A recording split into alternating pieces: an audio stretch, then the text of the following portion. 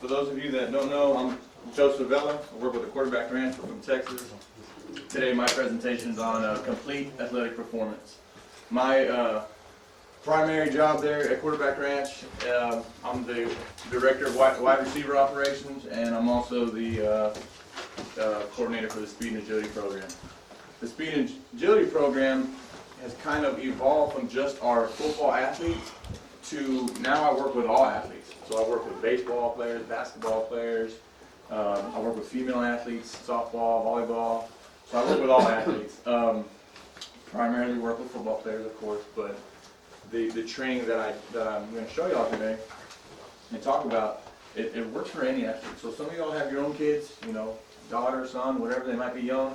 This is a great program for them to you know, get in tune with, to learn their body and how to move, and they can play any sport. Right? You might not be football players, but they play tennis or they play basketball, might even just run track. This is good for all of that stuff, okay?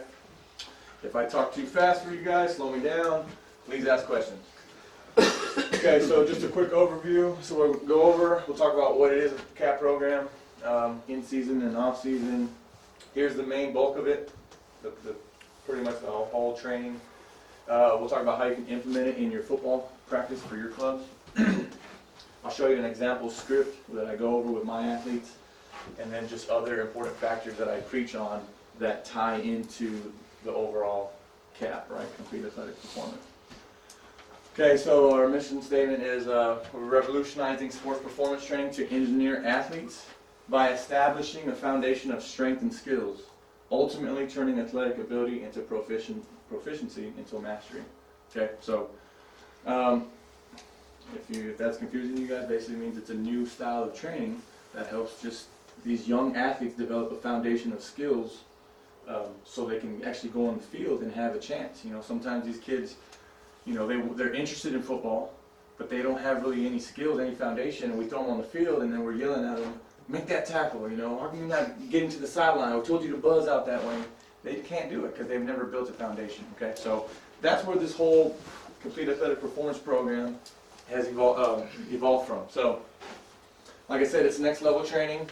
I'll get into kind of the equipment that I use and the different methods that I use. and the whole next level, every kid is at a different stage, right? You might have two 12-year-olds, one is a stud and the other one is just not there yet, right? So at the end of the day, we're trying to get, whether it's a stud or a slap, that's a term we use, we're just trying to get them to their next level, okay? If they're not very good, let's just try to get them a little better. If they're already good, let's get them a little bit on their level, okay? So always improving. The training itself is educational, right? When I teach these guys, they're learning a lot. As much as they're sweating and working out and their heart rate's going and they're tired, it's a learning situation. It's like classroom setting. We're in the gym, but they're learning constantly. Definitely challenging. If it's not challenging your athletes, it's not going to change your athletes. If you're doing the same old repetitive drills, they're going to plateau out and they're going to be the same athlete. You have to challenge them. The most important thing, though, it's fun. It's got to be fun. That's why we play football, right? If it's not fun, if it's constantly just beating them to the ground and they're constantly tired, throwing up, they're going to quit, right? You have to make it fun so they enjoy it for life. Like I said, it's good for all athletes, male and female. We have four different programs. Our first one is 3rd through 5th grade, so in America that's like 8 to 11 years old. Game ready, this is kind of where we primarily have our program. This is where we get the most of our athletes. We want to catch them at a young age. Sometimes that's a little too young for some athletes. But this is a good, 12 to 15 is right when you want to catch them, before they get in their bad habits and right before you start throwing into the weight room and on the field, right? So this is our big program right there. Our Playmakers Elite class, that's high school, so 14, 15 and above to about 18 years old. And then we even work with adults too, because a lot of you guys are adults and you still play and you still want to be healthy and you want to be a better athlete too. So I myself use this type of training so I can stay athletic and fit and things like that. A lot of my clients, all it takes is for me to do a box jump or to do some drill and I beat them at it and I got their respect. It's hard for a coach to get the respect from the kids when they've never seen you do it, So a lot of my teaching I demonstrate. I'll do it. You know, I'll get in the weight room with them. I'll get on the turf, and I'll do the reps. And by them seeing me do it, they listen more, and they respect me more. So we definitely work with the adults. Most of the time our training is done at the AR gym. AR stands for Absolute Recomp. This is a workout facility. What was the one I went to the other day? I went to one on Friday called the McV. You guys familiar with that one? And it's kind of like that. It's got a little turf area. It's got the weights. It's got the free weights for like the CrossFit area.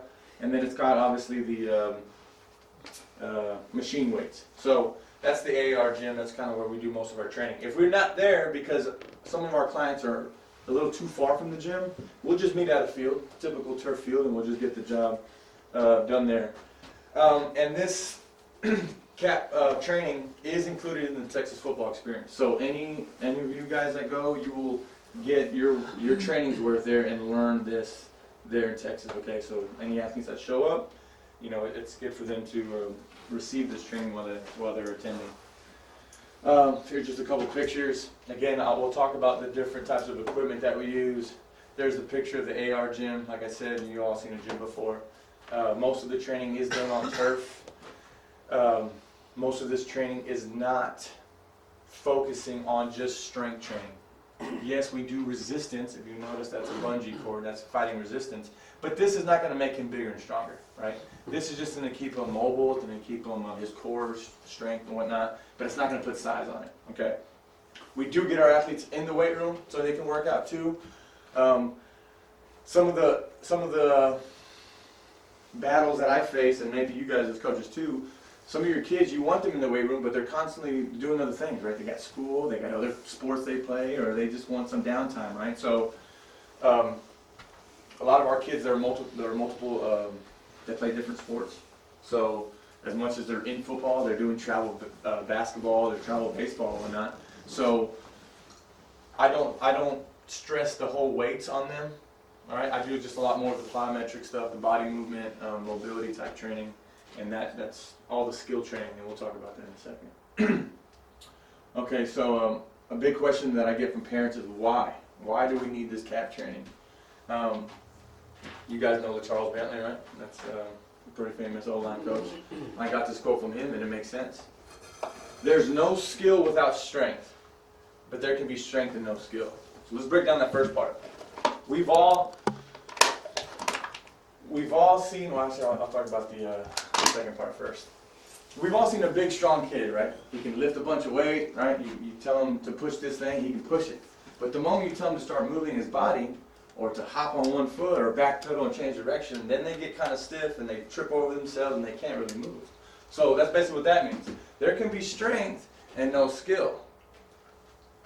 But there's no skill without strength. So in order to have skills, you have to have some form of strength. In order to make these skills improve, will improve your strength. Okay, so we've all probably seen it before. We have athletes on our teams that look great in a uniform. They're big and strong, but the moment you put them out there, they're lost. They can't move, they can't get off the line of scrimmage, things like that. Okay, so they work hand in hand. I think they're both equally important. I think the guys that are very skillful and have a lot of strength, they make it to the highest level. All right, the guys that are just very strong and have no skill, they only make it so far. Okay. At the end of the day, here's what I tell a lot of my kids too. It's great to be able to bench press 315 pounds. I don't know what that is in kilos, but it's very good to be able to bench a car and squat a house. That's great. But when in a football game are you going to be stuck with your feet in the ground doing this?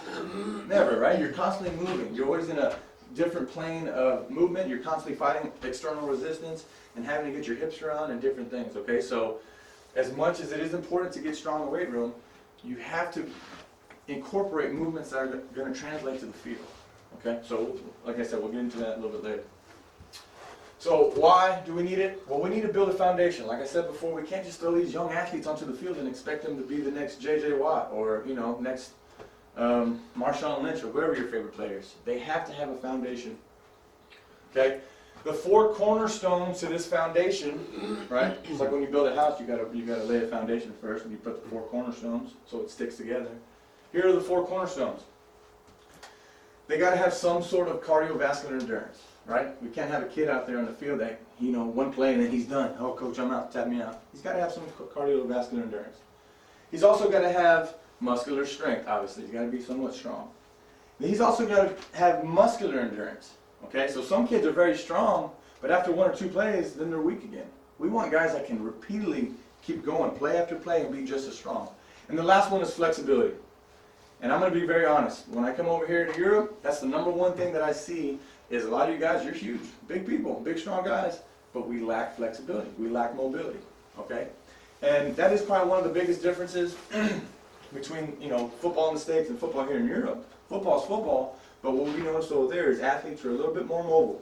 They can move their feet a little bit better, and they're able to move their hips, things a little bit better, okay? So flexibility is a big one. Another reason why we need to understand what our strengths and weaknesses are, okay? So with this training, the very first thing I do with this training with these kids is I test them. I get their numbers. I test their 5-10-5. I test their 40-yard dash. I test them on a trap bar deadlift, things like that, because I need to see where they're strong and where they're weak. So now we know where to make their weaknesses strengths, and then we can build on their strengths, okay? Here's a big one. You guys might not deal with it a lot, but we definitely deal with this big time in Texas. We have kids that are just constantly playing. There's never an off season for them. They're just always playing sports. They go right from football, right into basketball, right into baseball, right into more summer baseball, basketball, and it's like, dude, when do you rest? And when are you actually training for those games, right? When you're playing, yes, you're getting your reps in, but your bad habits are actually being reinforced because there's no time to think about correcting your mistakes in a game. You just got to go play. But when you train, like we're doing out here, now you're able to actually focus in on the little baby details, right? And, coaches, I'm sure you all today saw some of us or even yourself, you're telling these kids, hey, focus on where you're hitting your hands and using your hands. Focus on your first step off the ball, things like that. You can't do that when you're playing, but you can definitely do that when you're training.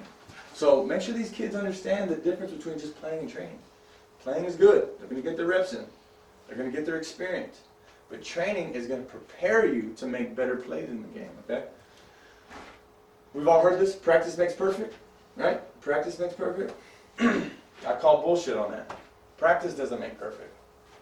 Perfect practice makes perfect, right?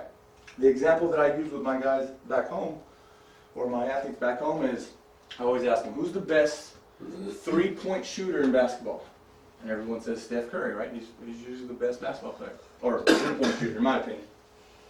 And he probably got good because he put in the extra work. He put in the extra time. Obviously, his dad was a, NBA player as well, but he got good coaching. But I'm sure he put in the extra work.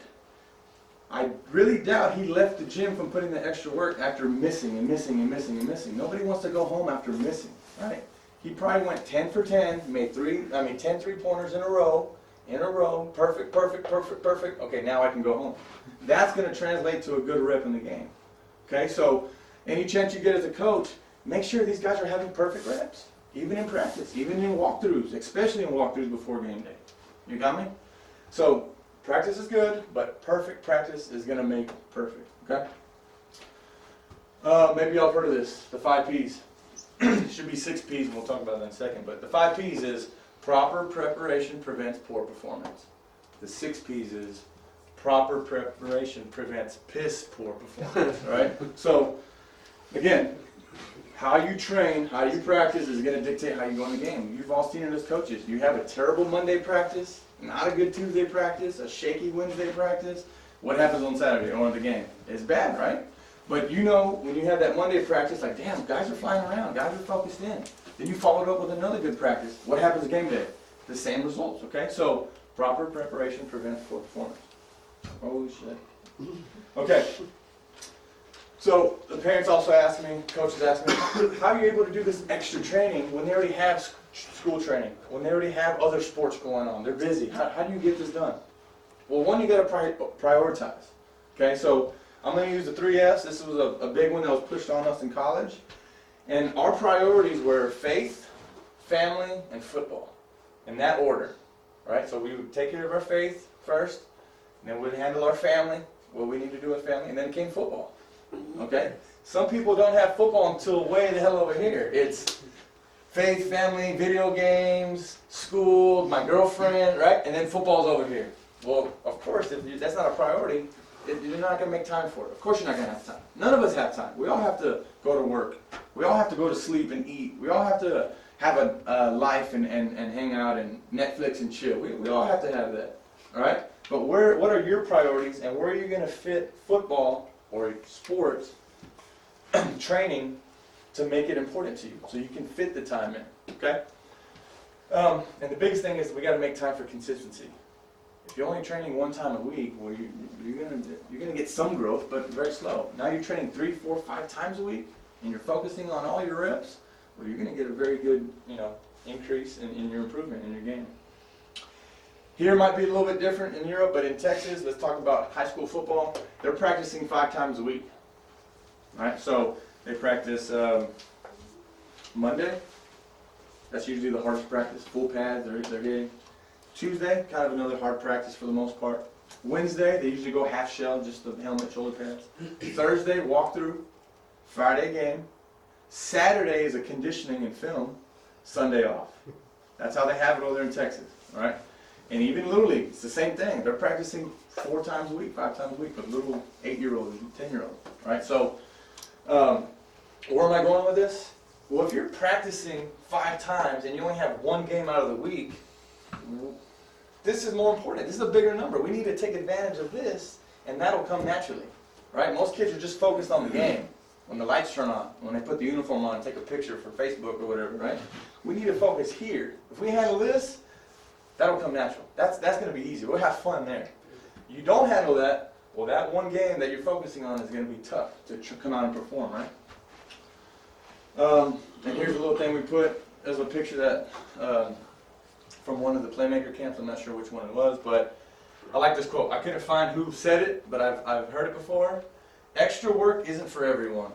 Extra work, putting in extra work isn't for everyone. But neither is playing time or winning, right? So winning doesn't come just to everybody, right? Some guys are always pissed in the sun. Coach, how come I don't play? I want to play. Well, you're not putting in the extra work. You're not grinding. You're not focusing on the practice. You're not focusing on your reps, right? So it all correlates. Next slide. As far as the cap training goes, in season, when they're in football season, the biggest thing is just know your athletes, know their schedule, right? If we have some kids out there that they go to private schools and it's like the top 15 school in the nation, and it's like extraneous homework. They're constantly being tested. Well, I have to know that. I can't expect the kid that's coming out of a really hard school to just come in my gym and be ready to work out. I gotta get to know him and understand what he's going through on a daily basis, so I can get in tune with how I need to approach that, right? Some of us, we show up to practice and we've had a long day at work. We're a little tired, right? It takes a little time to get in the groove of practice, okay? So just know your athletes before you just start drilling them. Secondly, when you're in season, know their strengths and weaknesses, okay? The biggest thing for me is making these your strengths, right? If a kid is very good at the ladder, well, we don't need to be working on the ladder more and more and more, right? But if he's not good at the ladder drills, well, let's incorporate a little bit more of that, okay? The last thing, and it's the most important thing, is let's know your kids' goals. Where do they want to go with this game? Where do they want to go with their athletic career? Are they just doing it as a hobby, just for fun? Or are they really trying to make the GFL one, play for the Lions one day? You got to know them, right? You got to know their goals.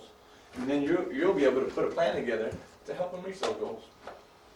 When they're in season, I tell these athletes, I only need to see you 1 or 2 times a week. Why? Because you're going to be getting 5 practices already at your school with your team. I don't need to be overdoing it with you, right? But if I can see you 1 or 2 times, we're able to touch on some points, we're able to work on your strengths and weaknesses, and still continue to work towards your goals, even during the season. Again, you've got to prioritize in order to make that work. I got some parents, some athletes that want to be training during season, but they're so scattered they never see me. They'll see me 1 time, 2 times a month. It's like, that's not going to work nothing, right? You got to make consistent time out of your week to see me over and over. When they do show up to my training in season, 40% of the session is geared towards skills training. And we'll talk about the skills in a second. There's 6 of them. 25% is geared towards hip and back mobility. We all know, is playing football, we usually get tight right here in the hips, tight in the back, right? We got to keep that mobile. We got to keep that loose. Core conditioning, that's a big one. I think a lot of coaches neglect it. They think core training is just for off season, right? Just when we're getting stronger. Core is something that needs to be worked out pretty much every day. I think you should take off a good 2 days a week from your core and let it rest. But 4 to 5 days of the week, we need to be attacking core, especially in season, right? It's going to keep them strong. It's going to keep them stabilized. And I'm a big believer that once your core is nice and strong, not only are you going to be a better athlete, but you're going to prevent a lot more injuries. Research shows that a lot of guys that hurt their knees, they get MCLs or ACL injuries, is because they have a weak, loose core. They don't have anything to stabilize on, and the next thing to go is a joint or a ligament, right? But if they're able to compact that core and stay stabilized in the center, they're able to lock themselves in and stay a little bit more balanced and avoid that much more injury. 10% of the training is towards relative body strength. Back to you. Relative body strength. Does anybody know what relative body strength is? Relative body strength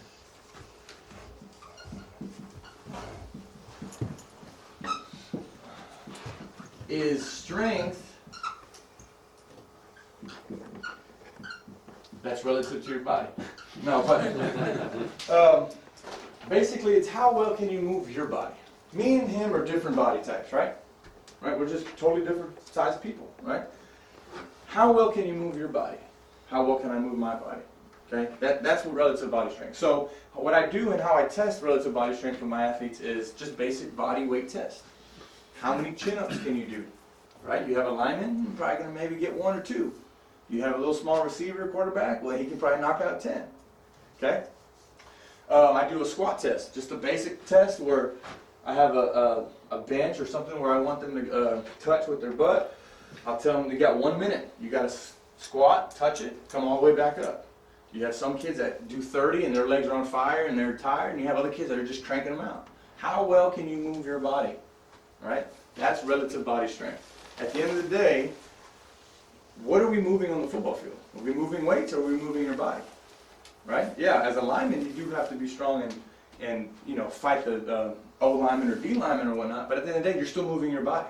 Okay? You're never really carrying anything other than your helmet and your shoulder pads. It's not that heavy. So we notice that the athletes that have the best relative body strength, the ones that can do the most chin-ups, the ones that can do the most push-ups, the most squats, and deadlifts, we'll talk about that in a second, that's more force production, but those that have good force production and good relative body strength are usually the fastest, strongest, best athletes on the field.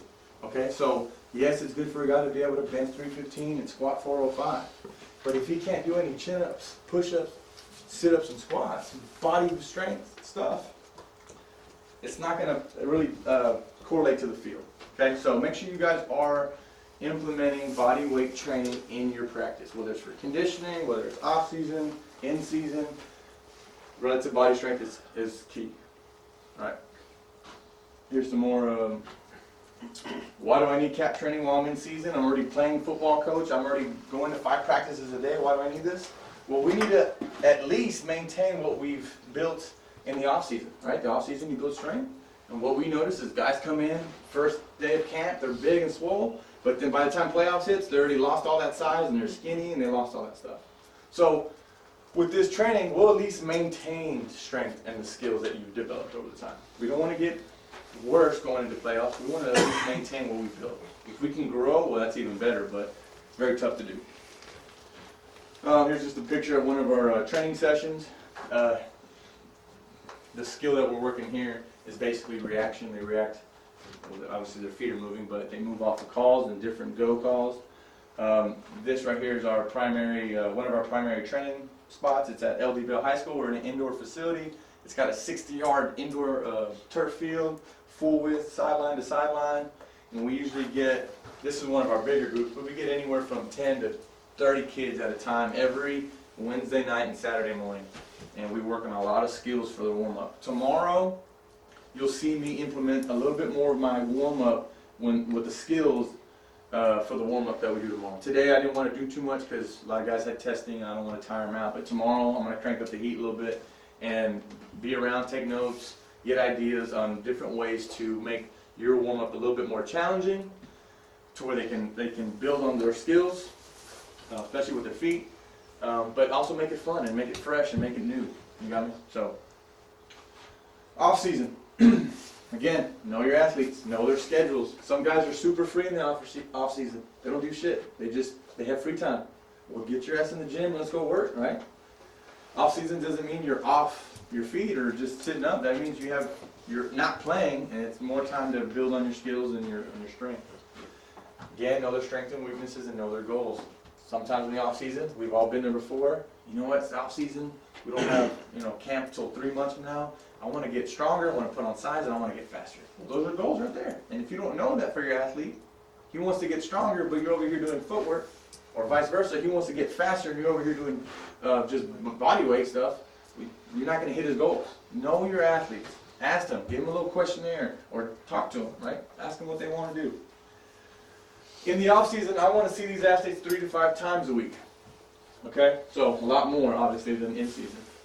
Now notice the the percentages what I focus on. Right, it's about a quarter piece on skills, force production instead of relative body strength. Now it's more about creating force, deadlifts, big old bench presses, things like that. Right, so more heavy lifting. How much force can you create? Still working on hip back mobility. Just because you're focusing on more strength doesn't mean on mobility. Right, still gotta stay loose. And of course, core that stays the same. You need to have a core throughout the year, not just in the season, not just off season. The entire year you need to have a strong core. Why do I need training while in the off season? It's a rhetorical question. Obviously we need to be training, right? Take advantage of this time to get bigger, faster, stronger. Okay? And we got to build and improve strength and skills. I mean, this is the time that we got to do that, because once the season rolls around, it's a little too late to be getting bigger, faster, stronger. We got to at least maintain what we gained. But off season, we need to build. We got to improve. And then post season, obviously off season is from after your playoffs or after your season all the way up into camp or preseason. Okay, so that's for some guys it's only 2-3 months. Some other guys it's 4 or 5 months. Okay. We have a saying over there. Champions are built in the spring and summer. Those are our off seasons in Texas. All right. And they're crowned in the fall. I don't know why it came up a little bit, but basically that's when you win your awards. That's when you win your trophies. That's when you're crowned as the champions, right, in the fall. But it starts in the spring and summer. Okay, so get that in your athlete's mind of, hey, just because it's off season doesn't mean we just sit up with our feet up. We got to put in the work now so we can get rewarded in the season. Here we go. Here's the main thing. Here's where you can take more notes. All right, so the athletic skill training. Like I said, there's 6 of them. The most important one is coordination. If you're not coordinated, it's going to be very, very hard to play sports. Any sport, even track, even though you're just running, you have to be coordinated to do that. Okay?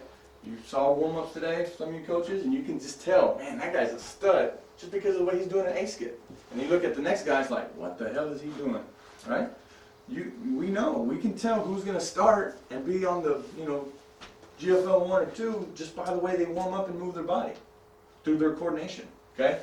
So there's kind of 2 coordinations that I focus on with my younger athletes, the young 3rd graders, the 8-year-olds, 9-year-olds. I work on just basic coordination, just basic things. Okay? Coordination is not genetic.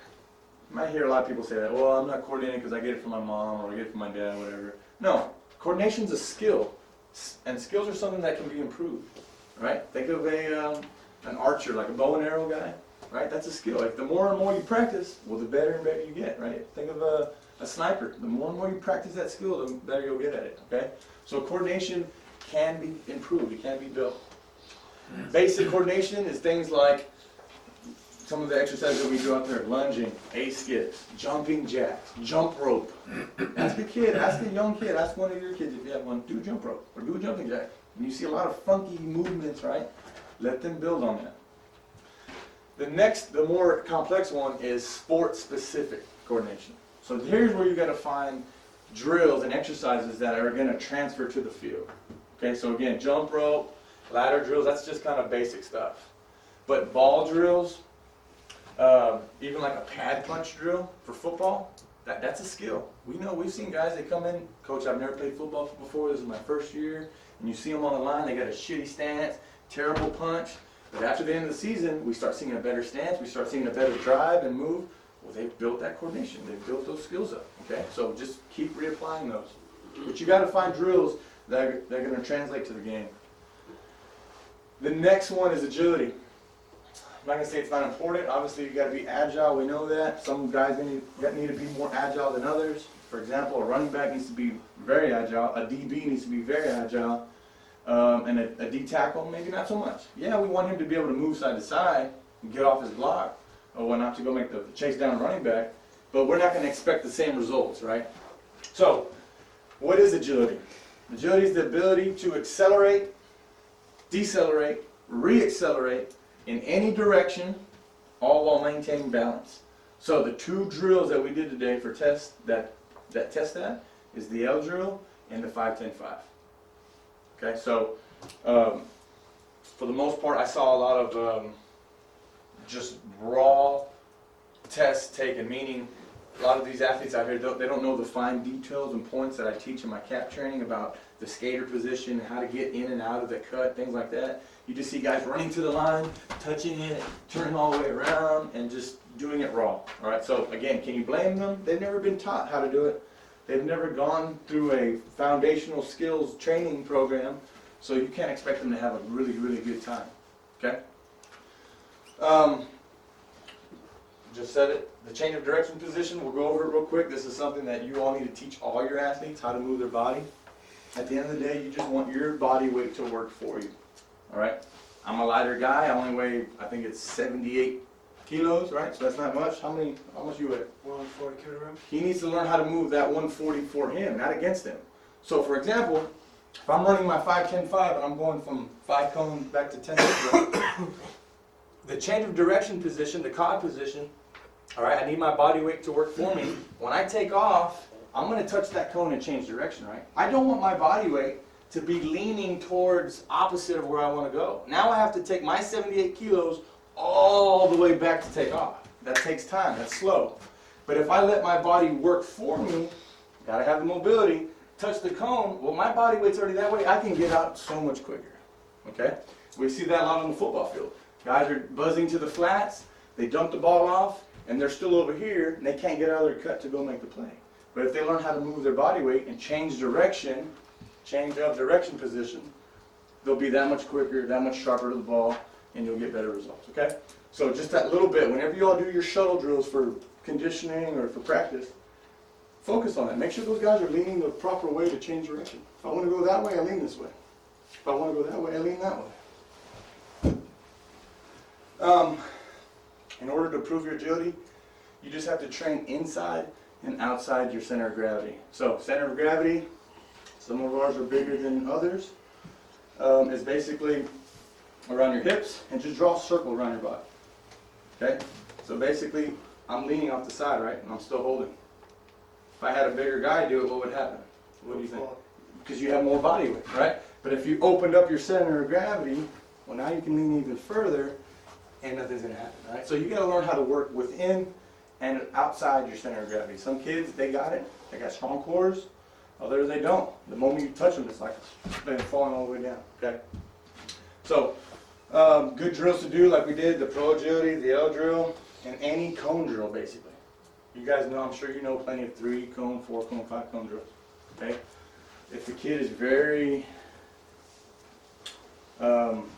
just not good at agility, you can tell, you need to start implementing more and more cone drills.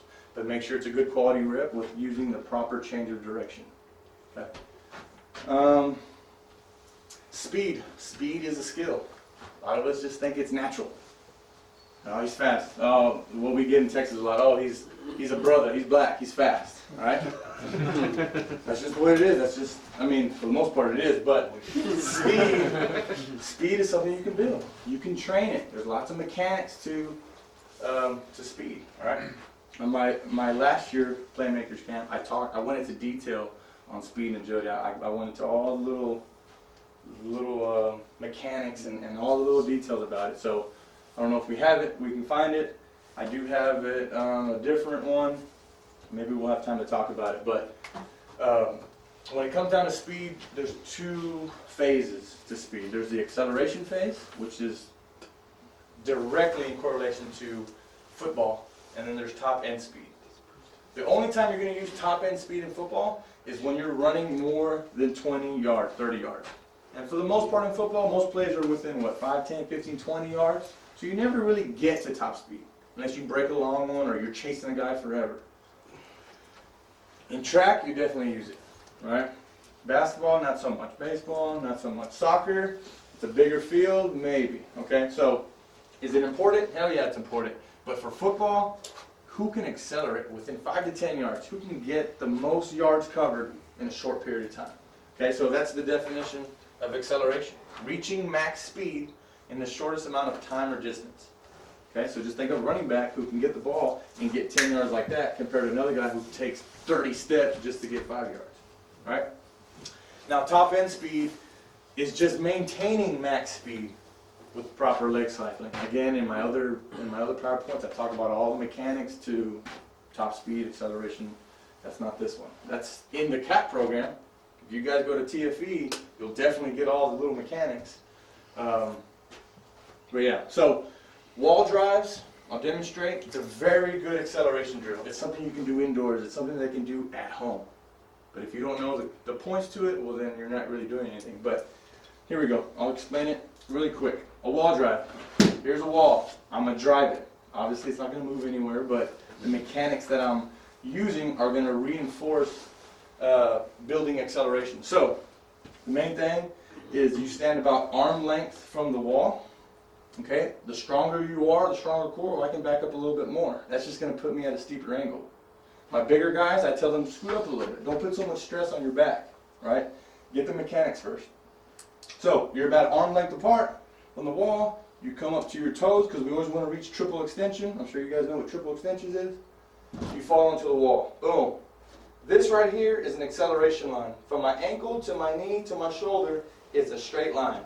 A weak kid, some of our 10-year-olds, 12-year-olds, or our big linemen, this is what happens. They'll come up, and then they bend, right here. They don't have the strength to put right here on their core to allow themselves to get in that acceleration line. All you do at this point is tell them to pick their right leg up, and on a whistle or a clap, they switch. Boom. And what I'm doing is I'm trying to put a hole in the wall. I'm trying to push the wall back. It's obviously not going to move anywhere, but that's what you're trying to do. It's a very good drill to build acceleration. Top speed. I'm going to go give you the rundown really quick. Wall cycles. Again, I have a wall, and I'm going to cycle my leg. If my left hand is on the wall for a little bit of balance, I'm not leaning on it. I'm just barely touching it. My left leg is the one working. The first cue that I give them is smash. And what am I smashing? I'm smashing my calf to my hamstring. A lot of people think running is just picking your knee up forward. No. When I'm in the top end speed in my drill, you got to imagine yourself as a hamster on a wheel. You know what that is? A hamster on a wheel, right? So imagine I'm the hamster and there's a big wheel here. And I want to spin that wheel. The more wheel spin, the better my top speed is, my top end speed. I'm going to be able to maintain what I've created in acceleration. So, if I have a wheel, I can't go forward. That wheel is curved. I'm going to hit the bottom. I have to get up first before I can step on the wheel and then get a big turn, okay? So, the first one is smash. I smash my calf to my hamstring. The second cue is triple, meaning triple flexion. Right now I have one flexion, two flexion, triple. That's the triple flexion, the hip. A lot of kids have weak hip flexors, so they can't get their knee up. They can't maintain their acceleration because they only get here with their knee drive. They're not getting all the way up. So smash, triple. Next is release. I release my knee. It's loose right here, so I only have this flex and this flex. And then fast claw where I cycle through. I'll do it right here because I don't want to hit that. So here's the full drill. Smash, triple, release, fast claw. And then you got to repeat that. You do that with a young kid or a weak kid, their legs are going to be on fire, they're going to be shaking, they're going to be all over the place. Okay? So how do you expect them to run a 4-4 and to catch that guy on the sideline when they've never even built a mechanic for it or a foundation for it? Okay? other drills that you can apply, and I'm sure you guys already do in your practice, is doing various starts. All right, I'm going to go over 5 of them. And I like to work from up all the way down. Going lower to the ground in a lower, steeper angle is harder for most kids. So the first start, very simple. It's a hop back start. All you do is you have them on a line. Say here's the 50-yard line right there. I'm going to start in front of the line. When you say go or blow the whistle, they have to hop back. Notice what angle that puts my body in. Again, if I want to run that way, I got to lean that way. Some kids do this. Hut, they jump back and they're back here. Well, it's going to take a second to get your body going forward. So the whole purpose of the hop back is to get them in a forward lean so they can take off straight. So that's a good one to do. Second is a falling start. This one takes a little bit more nuts, if you will. Right? Some kids are very scared on falling. So what you want them to do is get a little bit deeper than the hop back start. So if this is my hop back start, my falling start, I want to fall until I'm a little bit further down. If I don't drive my knee up, what's going to happen? I'm going to fall down, right? Or I'm going to stumble and then get up speed. It's a very good one to do. Instead of just running sprints when the guys are like this, hut, and taking off, tell them, hey, we're going to do falling starts. Trust it. Keep that straight line. Fall, fall, fall, fall, boom, burst out. After that, I do a lunge start. This kind of helps with that single leg. We're running that way. So I have my right leg up. On the whistle, you say go. They push off this leg, drive this arm, and get out in a straight line. And then you do the other side. Left leg, same thing. Ready to go. Boom. Push out. Notice how we're getting lower and lower and lower. The next one is push-up start. It's actually mountain climber start. So now I'm actually all the way down. I'm less than 45 degrees. This is going to be hard for your weak athletes and your lineman athletes. But you tell them, mountain climbers, go. So they hit their mountain climbers. And then when you say, or the whistle, go, boom, they got to get straight out. How fast can they get in and out of that position? The last one, the hardest one, is straight up, chest on the ground. Ready, go, push up, and you got to get out. Okay, so those are just very simple, various starts that you can incorporate for your club. Those various starts are just going to focus on acceleration. So I would just keep those sprints to maybe 5, 10, 15, 20 yards. If you want to work on their top end speed, well then you need to do like 60 to 110 wind sprints, where they really open up and they're focusing on driving their knee up with all those cycling mechanics that we talked about. Equipment that I use is a parachute and sled. I saw we had a sled out there today. We definitely use that. That's actually a prowler press, but you can also have the sled where they have the strap and then they're pulling the sled, and then a parachute. I don't know how windy it gets out here, but that's a very good tool to use as well. Those all will help with speed. At the end of the day, we all know football, speed kills, right? If you're a fast team, it's going to be hard to stop you guys. Okay? Whether you're on defense, even better, but definitely on offense. You have some receivers that can push down the field. You have running backs that can get outside of the sideline. It's going to be tough for them to stop you. Any questions so far? No? There's a picture of Playmaker doing a pad drill. Again, that's a skill they can burn on. Notice how this guy's using a skater position, right? He's leaning to cut out of the cone. That's a good picture. And there's one of my dogs, man. He's one of our favorite guys. This kid right here, his name's Jacob Jordan. He's this big. But he plays like he's got a heart this guy's size. You watch him play, he's a baller. He's a little piece of shit, little shrimp, but size doesn't matter with him. He's just incredible. But the attention to detail that he brings is just, I would rather work with him than a college athlete who knows everything, that's a stud, and I don't need to listen to no. I'd rather work with that kid any single day over an NFL college guy, because he's going to listen and show up ready to work every single time. Right there, he's demonstrating a parachute drill. Notice how he's focusing on his arm swings. He's reaching triple extension. He could be a little bit straighter, but for a young kid that size, that's a damn near picture perfect example of how you're supposed to be hitting a sprint. So, 3 more. Power. You guys are the king at all this. I know you big, strong Germans, you know how to create power, right? I was working out the other day at the McV with some of the Lion guys, and they started off with deadlifts, and all of them were just doing a shit ton of weight, man. It was crazy, but it's good. So what is power? It's the ability to exert a maximal amount of force in the shortest period of time. So definitely your linemen need to be powerful, your running backs and your linebackers. Do your receivers need to be powerful? Yeah, hell yeah they do. And your DBs, yes, but just not as much as your interior guys. The equation for it is force times velocity. So if you want to get more powerful, you have to lift more weight at a faster rate. You got me? So some guys, yeah, they put on a lot of weight, pick it up, and it takes them forever. Well, that's not very powerful. Take off a little bit of weight and be a little bit more explosive with it. That's going to help with your overall power. Okay? Box jumps, that's a very good power movement. At the end of the day, it's all about just getting your hips through. If you tackle somebody, I want to get low, watch my hips, and then they drive through. If I want to block somebody, it's all about rolling your hips through, whether you're a lineman or a receiver. So that's a good one. You can also do plyometric pushes, right? So just doing, chest tap push-ups or clapping push-ups, anything that's forcing you to get off the ground. Powerlifting moves, deadlifts, power cleans, hang cleans, snatches, all those things. And then max sprinting. Max sprinting, meaning how fast can you run? We're not just trying to beat the time by a little bit. We're trying to run the fastest time every time. Okay? I only recommend to do max sprinting in the off season. I wouldn't do max sprinting during season because you could pull something or just leave the kids too tired for the end of the week at their game. Most of the stuff should be doing off season, but you can get away with plyometric stuff in season. Balance is the big one.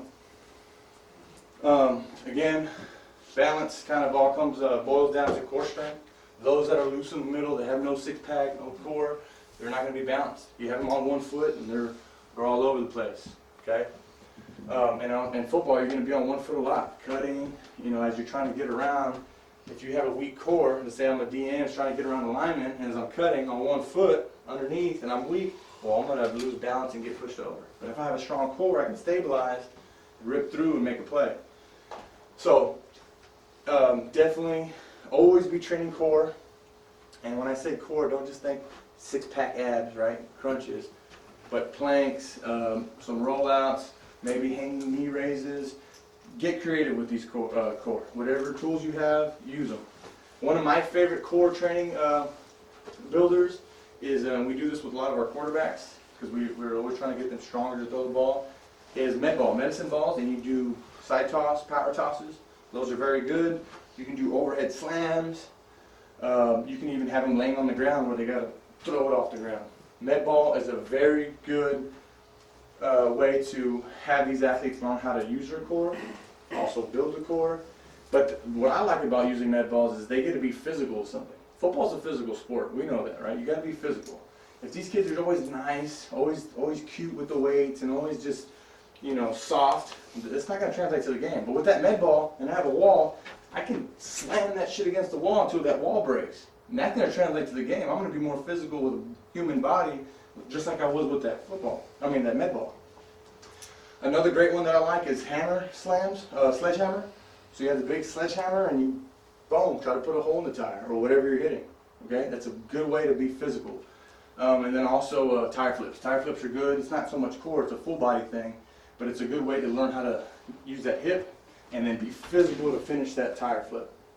So anytime you have a training tool like a med ball or a tire or a sledgehammer, emphasize to these kids like, hey, I want you to be beast mode with this. I want you to break this shit. We'll buy a new one if you can, if you do break it, right? Always emphasize to be mean.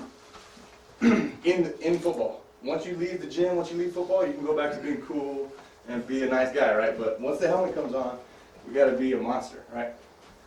Instability training. Here's some different ones. Obviously, just anything single leg, right? It could just be hopping. Something simple. It could just be this. Some kids, it's hard for them. Arm, you can balance on one arm. Just do a plank like this. You get a weak, undeveloped kid, they're going to be all over the place, right? It might even be something where you have a med ball, hold in one hand and just do a squat. Some kids, that'll kill them. They don't have the strength to maintain a good posture while holding a med ball. A balance pad, those are those little foam, light blue baby pads. Have them, once they mastered one foot, it's too easy, well then put the pad. Now they got to balance on that pad and maybe catch tennis balls or have to do a med ball toss. Just incorporate something that's not stable, right? Bosu ball, it's one of my favorite. I love these things a lot. Sorry for you big guys, but they're a little too small for y'all, right? But for your receivers, your quarterbacks, running backs, DBs, a Bosu ball is a really good tool. You can do push-ups on it. You can do single leg kettlebell stuff. You can just stand there and balance while you're catching footballs or whatever. Again, you're just creating instability surface area to where they have to call on their core and stabilize their joints to learn how to balance. Because they're going to be out of balance in a game. It's going to happen. A slide board, I'm not sure if y'all know what that is, but it's this really slick, smooth surface, and you see guys kind of just skate back and forth on it.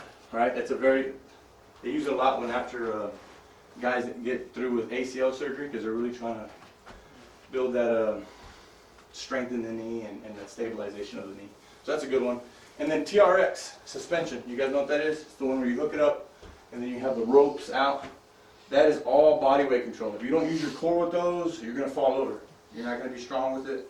You can do something simple with like a 1 foot row. You can even turn around and do a 1 foot push up.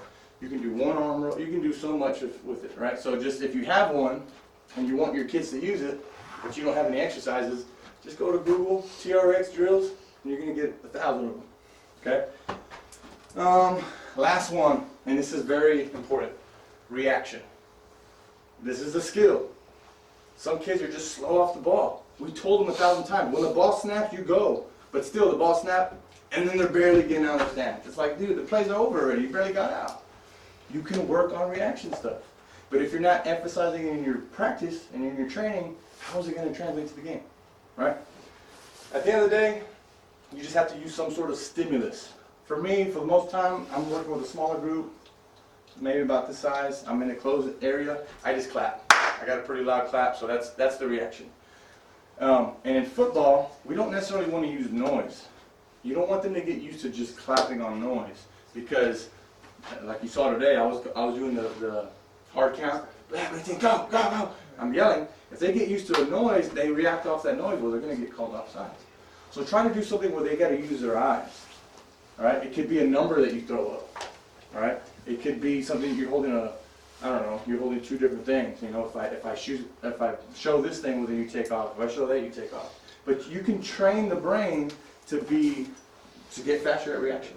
All right. A very good one, just for example, is a wave drill. We use it with our quarterbacks, and you can use it with any freaking position. But just think of a DB. A coach has the ball. He pushes them back. He pulls them down. He shuffles them. You know, open up and run. Those are reacting, all right? So make sure you're emphasizing, guys, don't just move to the way I'm pointing. I need you to cut and get out to that direction. I need you to react to that. You got me? Again, the cues that you can use are auditory or visual. Like I said, you show your hands or show a number or show a ball, whatever it is, or clap, whistle, whatever. But you can definitely improve these skills. So I'm going to go back a little bit. Coordination, that's number one. If you don't have coordination, that's not going to happen, that's not going to happen, neither the other one. You got to be coordinated. Find out their level. Agility can be improved, your speed can be improved. Power, the more you do those lifts, we've all probably been there before when we first were in middle school or whatever, we did a deadlift, we probably looked like shit, right? Just, I don't know, barely got it up. But the more and more you do it, then you clean up your form and you get better at it. Balance can be trained, that's a skill, and your reaction. Here's just the power movement. I'm trying to get this guy to drive that sled as fast as he can for 10 yards, and then you add weight and do it again. How much maximal amount of force can you create in the shortest possible time? Okay. Here's one of our other coaches, Zach. He's doing a wave drill. Again, he's forcing this quarterback to use his eyes and react off of something. Okay. Now we kind of do a wave drill with more of a body where they got to feel our body. So, Nate, help me out real quick. And we won't go big because we don't have a lot of room. But let's say next to quarterback, all right? he's there. If I run at him, he needs to run away from me. If I pull back, he needs to do that. But the entire time, his eyes are looking at the receiver, his target. If I shuffle this way, he needs to move that way. And again, he's just reacting while playing with his eyes up. That's going to translate to the game. You got me? Because that's what it's going to be like in the game. Good job. Like he's tired already. Sweating. Okay, so how do we implement it? I get it. You're limited on time, right? You don't have all freaking day, and you guys only practice, what, 3, maybe 4 times a week, 5 the most, right? 2 times. I get it. It's tough. And you got to work on plays. You got to make sure you're getting the plays in. But there's ways that you can incorporate it, starting with the warm-up and a cool-down. That's very important, right? Again, these kids are coming out of school, they're coming out of work, whatever the case may be. You can't just throw them into football, right? You got to wake them up. You got to wake their body up. In order to get the most out of their body to get better, you got to make sure their body's ready for it. And the biggest thing is your central nervous system. If you don't know what that is, that's your brain and your spine. It's the most important thing in your body, right? How do you feel when you wake up out of bed in the morning? Is your central nervous system fired up, or is it slow? Super slow, right? You're like, oh shit, man, I gotta brush my teeth and go to work, and you're tired. But after you do your warm-up, after you do your whatever, jumping jacks or your high knees and your mountain climbers, then you're kind of like, oh shit, man, I feel good. I'm ready to go. You know what I'm saying? So make sure you're waking up their central nervous system. We've all been there before. You've been in class for 8 hours or whatever, 6 hours of the day. You're tired at the end of the day. Wake their ass back up before you just throw them into the training. Next thing, muscle activation. I wouldn't have a lineman just first drill, let me just go one-on-one with a D lineman, and I haven't woke up my glutes and my quads and my hip flexors. Make sure you're activating those muscles before you just throw them in there.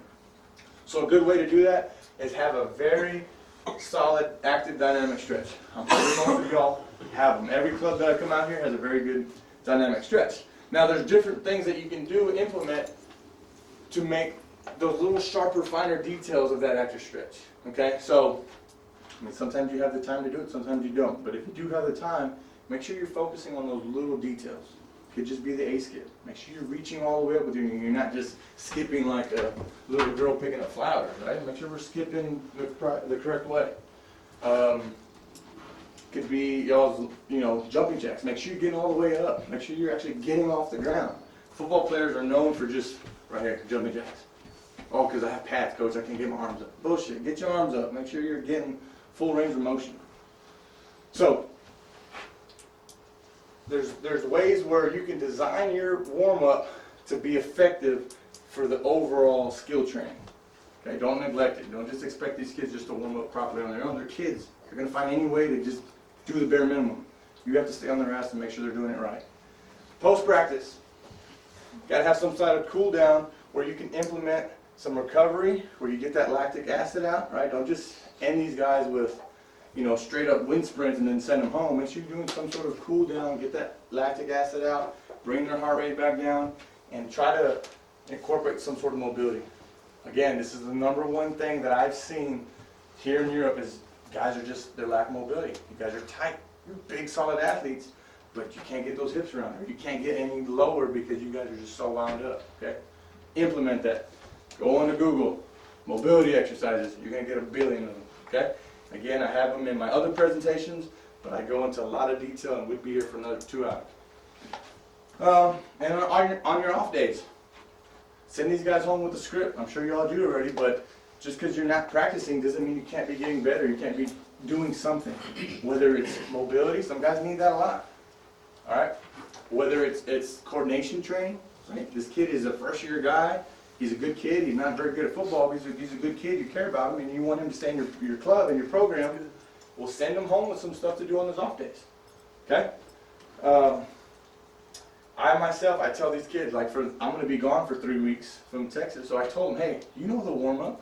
You know some exercises you can do at home. Make sure you're doing it. So when I get back, we don't have to start from scratch again. We can just pick up where we left off. Okay? So send them home with some off-day stuff.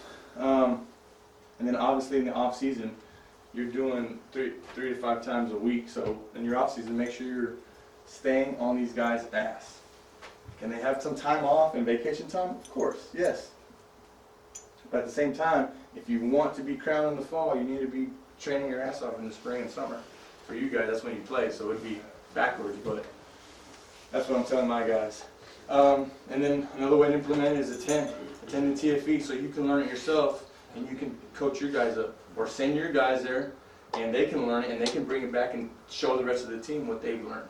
Right? At the end of the day, our boss has a saying, it's a pretty cool saying, but he goes, if you want to go fast, go alone. If you want to go far, go together. Right? So we have a lot of guys on your team, I'm sure you do, you know, they got it. They got it down. They know football. They're coordinated. They're agile. But they're the only one. Right? You need the whole damn team working as one, all learning from each other, all growing together, and that's what's going to build a good, you know, program, a good dynasty, and a great ball club to where y'all win championships over and over again. Again, that's just a pre-practice warm-up. If you saw today, I start off real slow with some lunges, just kind of muscle activation, get their core activated. I had them do some mobility, open up their hips, reach back, focus on their breathing. And then I started cranking up a little bit more, and then you usually finish with some sort of sprint to where they're almost max effort. That was, I forget what that was, Bremerhaven probably. Here's another thing that I do. I'm not sure if you guys have access to bands, but that's a great way to learn how to get your hips through. A lot of kids, they just don't know how to use their hip complex. They don't get it.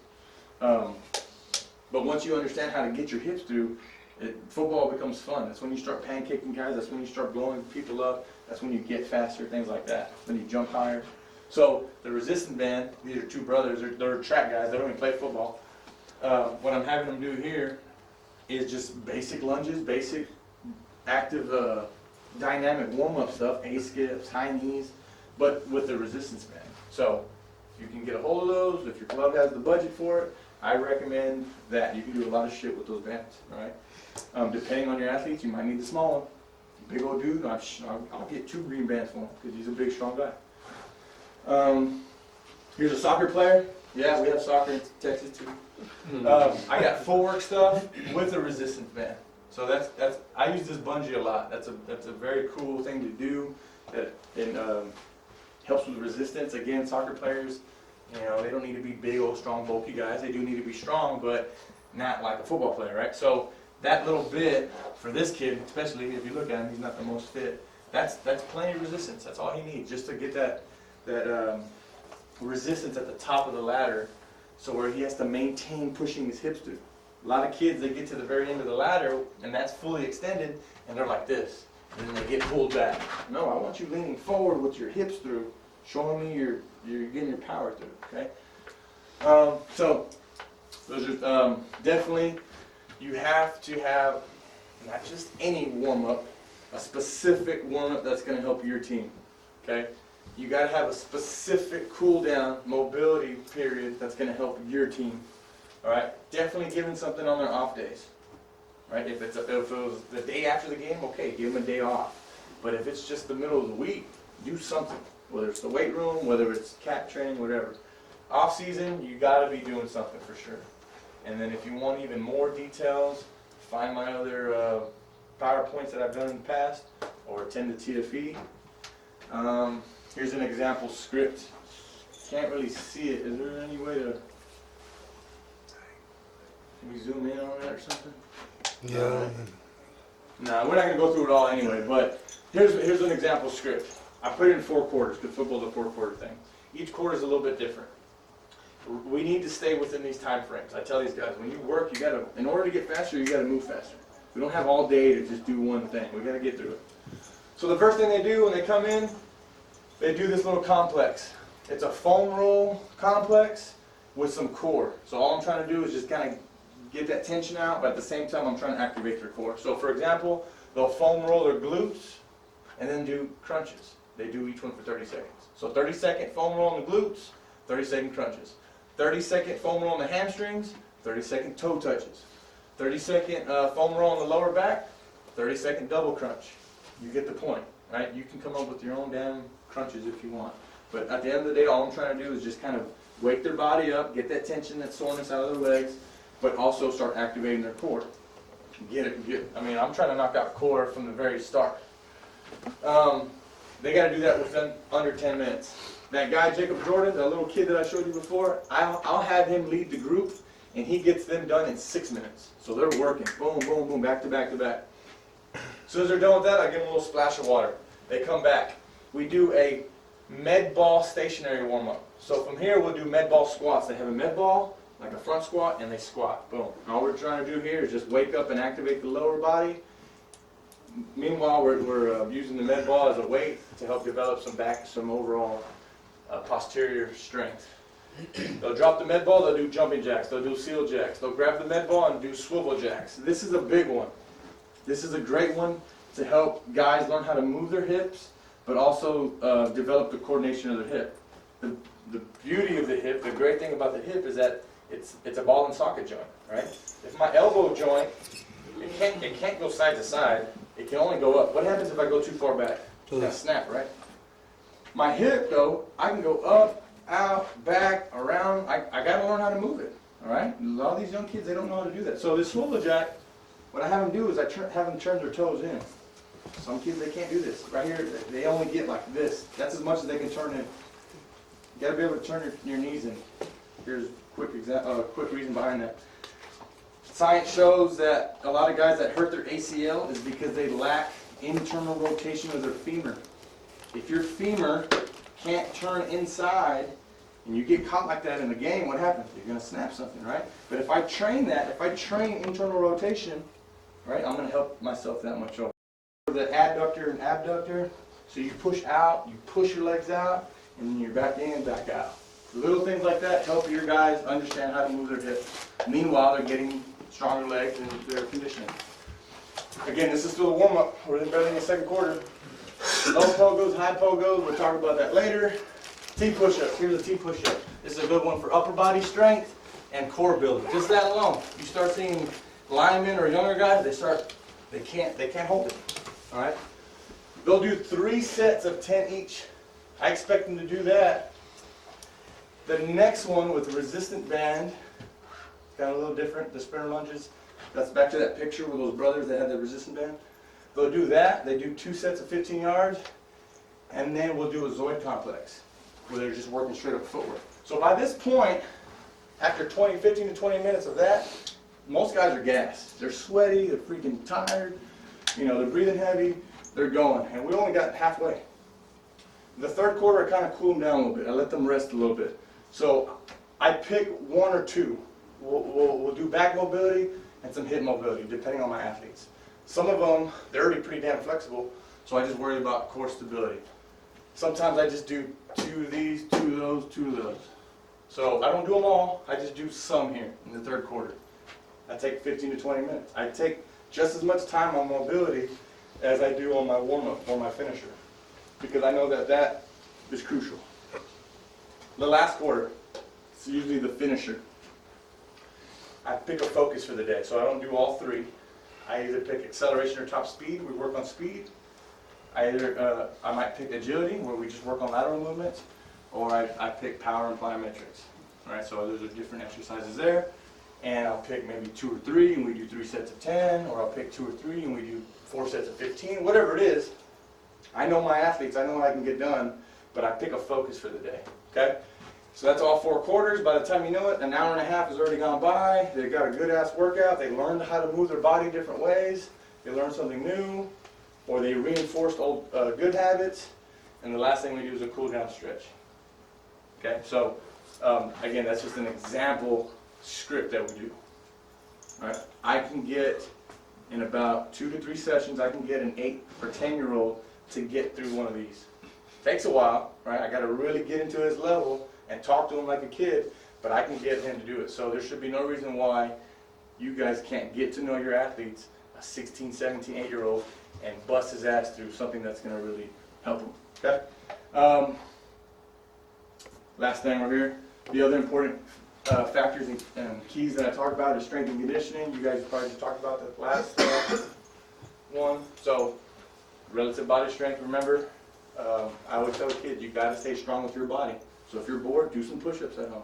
Do some dips, do some squats, do some body weight shit at home. Just do something. Force production. How much force can you produce? My favorite one for it is the trap bar deadlift. Again, You want to add weight, but you don't want to get stuck doing heavier weight. You want to find a weight where you're still strong and explosive, but it's still challenging you. You can definitely do it for bench. You can do it for overhead press. Mobility and flexibility. You got to keep the hips loose, the lower back loose. I think most of them here probably have these problems, right? If we all talk about it, we all need to get better at all this stuff, even myself. This is a big one, posture. Kids nowadays are always playing video games, on their phones, at school, eating. Look at my shoulders the whole time. I'm chilling. That's not good posture. We got to stand with our shoulders rolled back. You got to teach that. You got to preach it. But you can't do it if you're like this. You guys need to have better posture. And your shoulders are all jacked up too. You got to work on it yourself. And as much as training your ass off is important, so is all this. All right? Your body will not grow, build muscle, burn fat, all that good shit if you don't rest. If you're constantly moving and constantly working out, you're not going to be able to get those gains.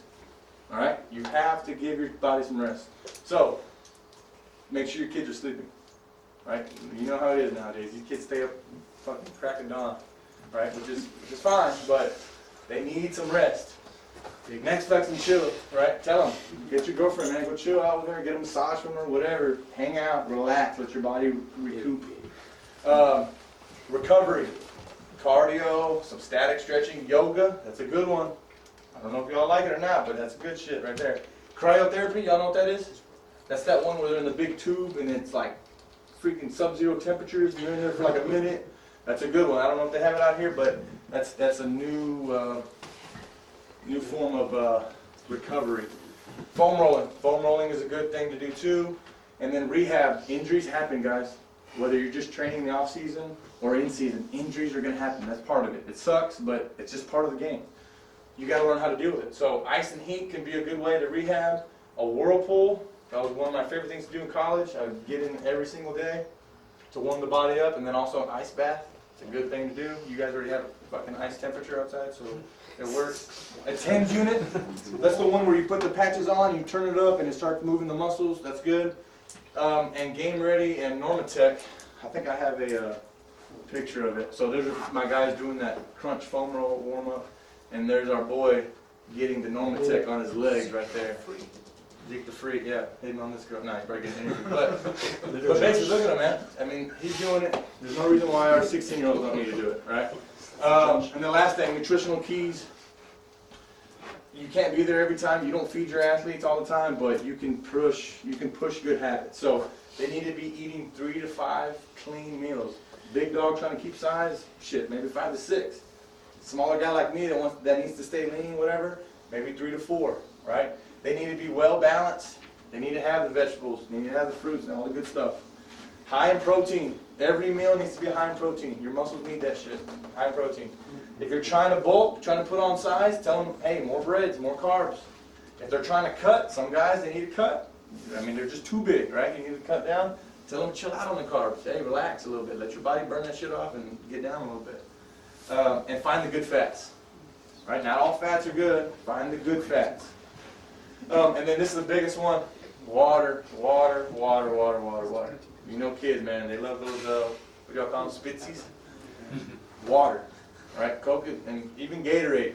You should only be drinking Gatorade when you're sweating. If you're not sweating, you're at home playing video games, water. Fucking drink it, all right? And then last but not least, follow us on, this is our Speed and Agility, our CAP program page right here. So if you have Twitter or Instagram, go ahead and follow that. We'll follow you back. You can always message me or us through here. So even though we're across the pond and back in Texas, you can still get some ideas. You can, send me examples or show me videos or ask me for help, whatever. We're here for you. You got me? So follow us on that. And I appreciate it. Have a great night. Any questions? Any questions? All right. Good.